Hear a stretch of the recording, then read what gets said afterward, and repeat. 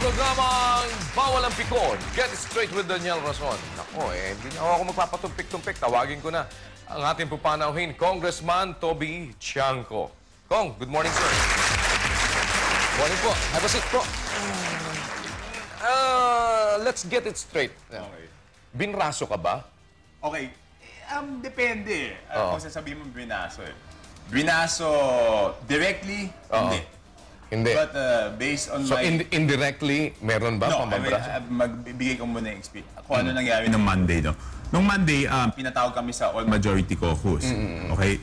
Doon sa All Majority Caucus, nagsalita ho ang leadership ng House. Tatlo lang naman yung leadership ng House na nagsalita doon. Speaker Belmonte, Majority Leader Neptali Gonzales II, at si Committee on Justice Chairman Neil Tupas. No? Ang sabi ng liderato ng House is si Chief Justice Corona ay hadlang sa magagandang hangarin ni Pinoy at siya ay kakampi ni GMA. So, protection na niya si GMA. So, the only thing to do is to impeach him.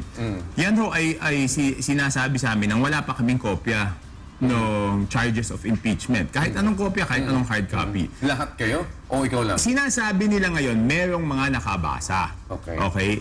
Nadinig ko yung interview ni Majority Leader, sabi niya may mga nakabasa doon sa malalaking partido. Pero nagtataka ako, kung may mga nakabasa doon sa malalaking partido, bakit si Congressman Biazon, who is one of the leaders of the Liberal Party, siya ang mismong tumayo. Sabi niya, bait niyo ako pinapunta dito, hindi niyo sinabing agenda, tapos mas alam pa ng media sa labas yung agenda, at hindi ako nakakatanggap ng kopya. Miyembro ho yan ng Liberal Party. Deputy Speaker Boying Remulla, Deputy Speaker ho yan, one of the top leaders of the House. Sinabi niya kaya siya hindi pumirma dahil hindi niya nabasa. So kung itong mga top leaders of the House hindi nakabasa, sino yung mga sinasabi nila nakabasa? Okay, so walang hard copy. Ang next procedure is sabi, magpe-present ng PowerPoint presentation ang Committee on Justice Chairman at sasabihin niya yung charges, basis for impeachment for Chief Justice Corona. Number 3, ang sabi sa amin, bumoto kayo. After that, pumirma yung mga gustong pumirma, at yung ayaw naman, wala namang pilitan to. But you have to know how to read between the lines. Pag sinabing wala namang pilitan to, alam mo na kung ano ibig sabihin nun.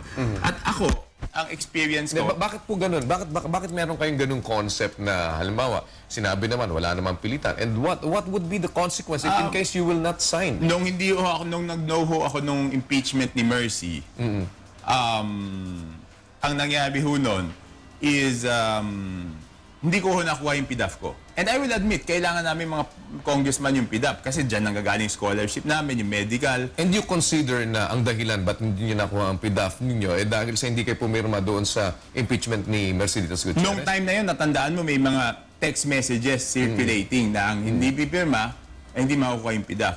And yesterday, sa Diario, inadmit ng isang majority member, si Congressman Benaldo. Sinabi niya kaya siya pumirma kasi natakot siya na hindi i-release yung PDAF at madaming nagpaabot sa kanya. I read it in 2 papers yesterday. Ay, hindi ba kung sakali naman yung ginawa ninyo ngayon, di ba mas malala ang aabutin ninyo na umalis kayo sa majority at kung nangangamba kayo na hindi nyo pagpirma, hindi kayo makakuha ng PDAF. Lalo naman kayo ngayon siguro hindi makakuha ng PDAF kung ganun ang klase ng mentality. Okay. Alam mo nung Sunday ng gabi, nung kasi umuugong na yan pero hindi ako naniniwala Nung Sunday ng gabi at Monday ng umaga before the majority caucus, admitted naman, kahit dun sa privilege ko, on record, I admitted na I was psyching myself up to sign blindly. Yung pikit mata na lang, pirma na lang ako.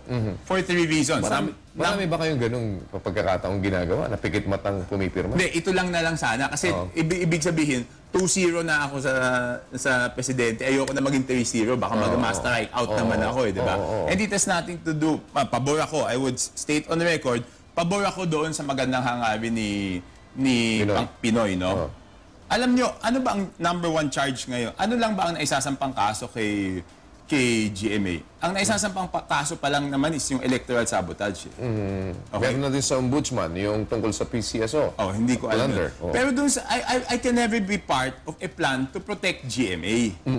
Kasi 2001 to 2010, kasama ko si Presidenteng Estrada. 2004, I campaigned for FPJ. So kung mapapatunayan yung electoral sabotage noong 2004, ako ang isa sa pinakatuwan-tuwa dahil chinek ko nga yung records eh.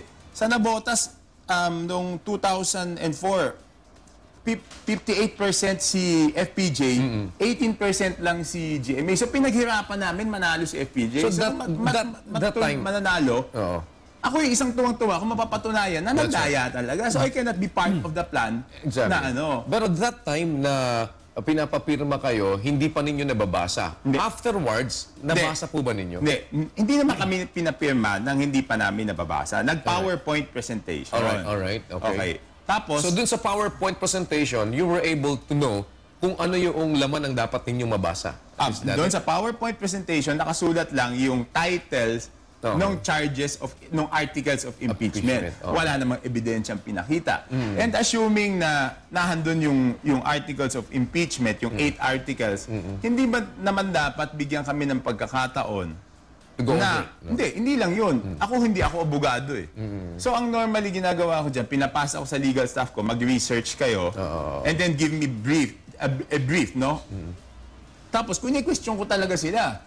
Hanggang makumbinsi ako kung alin ang tamang stand. Number 2, yan ay charges ng chairman of the Committee on Justice and supposedly, no, mga pumayag na 1/3 of the House, di ba? Paano natin alam kung totoo yun? Do we take his word for it? Of course, I respect the chairman of the Committee on Justice. But of course, kailangan rin naman namin mag-aral bago kami bumoto. Ngayon, mabalik ako doon sa bakit pikit mata kinokondisyon ko yung sarili ko, no? Pikit mata because ayoko nang ang hirap eh. Alam na 6 months na delay yung PDAF ko. Pwede ko ba sabihin dun sa scholar ko na teka muna, huwag ka muna mag-aral kasi wala tayong PDAF. Yung humihingi ng medical assistance, pwede ba? Number 2, alam ko naman may numero na sila eh. May 1/3 na sila eh. So bakit ka pa hindi sasama sa Agos? Number 3, ayoko hong makipag-away sa presidente dahil pabor naman ako sa layunin ng kanyang Pero bakit nga po kayo nag-resign sa majority considering na yun pala ang worries ninyo? Dahil hindi ba ito mas lalong parang lumilitaw ngayon na lumalabang ka na sa presidente? Hindi ako lumalaban sa presidente. Lumalaban ako sa liderato ng House. Ibig sabihin, pero that will still mean, di ba, mas mabigat yun na parang ang mas maging repercussion ay lalo kang hindi ma-releasean ng PDAP. Pero kung pagpipilian ko naman yung PDAP ko o yung prinsipyo ko tsaka yung konsensya ko, doon na ako sa prinsipyo ko tsaka sa konsensya. Hindi talaga ako nakakala ko pagkatapos. Bakit hindi na lang yung ginawa ninyo noon eh? Sabihin nyo, hindi ako pipirma dahil prinsipyo at konsensya instead of thinking na you will just sign it blindly because of your PDAP. No, because of their fourth statement. Because of the fourth statement during that caucus na sinabihan kami na this is non-debatable. No questions will be entertained. How can you support a leadership of the House that tells congressmen this is non-debatable and no questions will be entertained? So how can you... Who specifically said that? Isa sa... kasi hindi ko lang masigurado kung sino, no? It's either the speaker or the majority leader. Tapos may nag-question na congressman. Bakit ganon? Bakit naman ganun? Magkakasama tayo dito. Can't we even clarify? Ang sagot nung isa sa kanilang dalawa ulit is, doon na lang kayo magtanong sa floor. Kung gusto niyo magtanong. Doon kayo makapagdebate. Hindi na naman umabot sa floor, di ba? So, ang akin, kaya ako nag-resign, kasi pag part ka ng majority, ibig sabihin, siyempre may hierarchy of leadership yan. Di ba? Ako ay may chairmanship na binigay si Speaker Belmonte. I respect him. Sabi ko nga, malungkot ito dahil magpapasko, kaibigan ko si Speaker, kasama ko 9 years yan as mayor, kaibigan ko yung mga anak. He broke tradition, binigyan niya ako ng chairmanship kahit ako'y neophyte. Pero hindi ko kayang sumuporta sa liderato na gano'n. Pag ikaw ay member ng majority, you have to support the leadership. I cannot support a leadership that tells us not to ask questions and tells us na hindi pwede magtanong, basta bumoto na lang kayo. Hindi ba, it will also be applicable doon kung mas lalo kang walang magiging say dyan kung nasa minority ka? Hindi ko ako I will again state categorically, I did not transfer and I cannot transfer to the minority as long as one of their issues is GMA. Okay? I am a I am an independent now. Doon sa House rules naman namin pwede mag-independent. Ang problema lang ng independent, wala kang membership sa mga committee. Kasi ang membership sa committee is divided between the majority and the minority. That's right, that's right. Oo. Pero ngayon, wala ka na din sa panig ng presidente dahil yung mga nasa majority, yun ang nasa panig ng presidente. That is, alam mo, that is a misconception eh. Siyempre, and I think that is brought about by yung sinasabi natin, flawed party system natin eh. Di ba? Sinasabi nila party stand. Okay? Paano naman yung conscience vote mo? So, I will not go against the good programs of the president. So, sabi ko nga, ito'y hindi pagtutol doon sa presidente. Ito ay hindi ko na kayang suportahan yung liderato na hindi pinaglalaban yung independence ng co-equal branch of government. Di ba? Dapat co-equal ang legislator, judiciary, tsaka ang executive. Bakit? Sa tingin mo ba yung ginawa nilang pag-impeach kay Chief Justice Corona ay hindi pagrespeto doon sa karapatan ng bawat isang sangay ng pamahalaan? Hindi yung pag-impeach, kung hindi yung proseso ng pag-impeach. Ibig sabihin, yung sinabihan kami na this is non-debatable, no questions will be asked. Paano mo naman sasabihin na makakaboto ka? Tsaka, ako, I will stand by my word. Hindi ko nabasa yan. Ngayon, after mo na, nabasa mo na ngayon, right after those incidents? Actually, alam mo, mabilis nangyari yan eh. Monday nangyari impeachment, no? Tuesday nag-resign ako. Yung Sunday, Monday, Tuesday, pagod na pagod talaga ako, Daniel, because it was a struggle within me. Hindi ko alam kung... Saan ka ba? I mean, di ba, admittedly, gusto ko pumirma para hindi naman ako mapahirapan. Pero hindi naman ako matahimik dahil parang hindi ayos yung ginawa. So, hanggang ngayon, hindi mo pa rin nababasa? Hindi. So no, Wednesday, nag-recess kami. Siguro this next few days, wala na rin naman mangyayari. Nasa bola na ng Senado.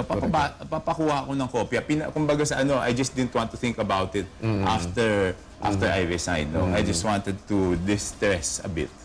So, hindi mo pa ngayon masabi kung sakaling nabasa mo, meron naman palang batayan o kaya wala talagang batayan. Diba? Hindi ko talaga masasabi. No? But I mean, pag ngayon, kahit sabihin kung may batayan o walang batayan, useless na rin kasi siyempre, as a collegial body, we have to respect our colleagues. They got the required number of 1/3, then talaga, sa Senado na ang bola. Pero so, dapat ang magbasa na yan, yung mga senador. Sinasabi rin naman ni Congressman Teddy Casino, kanina kausap ko lamang naman siya, na hindi naman daw mag-a-apply sa kanya yung hindi pagpirma ay mangangahulugang maiipit yung PDAF dahil yung iba daw, siya nga daw, hindi naman narelisan din agad ng kanyang PDAF. At yung iba naman na hindi pumirma dati sa mga naunang pangyayari, mas nauna pang narelisan sa kanya ng PDAF. So parang mali para sa kanya, yung particularly sa sarili niya, hindi mag-a-apply yung sinasabit pangamba, kagaya ng pangamba ninyo, na pag hindi pumipirma, naiipit ng PDAF. I cannot speak for him. No? Ang sinasabi ko lang yung experience ko, and that was on record. So, ang experience mo talaga ganon? Yeah, but what I can say is this. Iba kami ng situation ng party list. With all due respect dun sa party list, kami ho binoboto ng distrito. So, ang problema namin, aside from being legislators, meron kaming constituents na nag-umaasa doon sa mga infrastruktura, doon sa mga social projects. Yun ho ang difference. Ilang beses ka na bang nakompromiso sa ganyan na para lang at least masilbihan mo yung mga constituents mo, kailangan mong magpikit mata sa maraming mga bagay? Ito sana yung una eh. Kasi di ba nung unang beses, hindi nga ako pumirma. So nung hindi ako pumirma nun, hindi ko nakuha yung PDAF. So parang ngayon, para walang gulo na lang, ito na sana yung unang beses na makakompromiso ko. Pero hindi ko talaga nagawa. Do you talk to other congressmen at nabubulungan ka ba nila na, alam mo, Toby, dapat sikmurahin mo yung ganyan dito? Walang ganon. Alam mo sa House, ang maganda doon, kanya-kanya. They will say what they feel, but walang ganyan. We respect